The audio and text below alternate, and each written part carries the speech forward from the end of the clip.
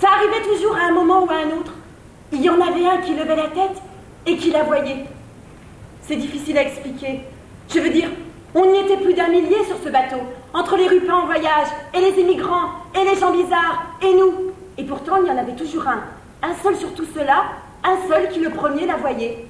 Un qui était peut-être en train de manger, ou de se promener simplement sur le pont, ou de remonter son pantalon.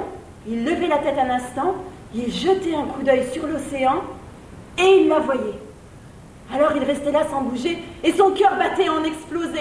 Et chaque fois, chaque maudite fois, il se tournait vers nous, vers le bateau, vers tous les autres, et il criait « L'Amérique !» Et puis il restait là sur place, comme s'il devait rentrer dans la photo avec la tête du type qui l'a fabriqué tout seul, l'Amérique. Le soir, après le boulot, et des fois aussi le dimanche. Son beau-frère l'a peut-être un peu aidé, celui qui est maçon, un type bien. Au départ, il voulait juste faire un truc en contreplaqué, et puis il s'est laissé entraîner, et il a fait l'Amérique. Celui qui est le premier à voir l'Amérique. Sur chaque bateau, il y en a un. Et il ne faut pas croire que c'est le hasard, non? Ni même une question de bonne vue. C'est le destin, ça. Ces types-là, toute leur vie, ils savaient qu'ils avaient cet instant-là d'écrit. Tout petit déjà, si tu les regardais dans les yeux, en regardant bien, tu la voyais déjà.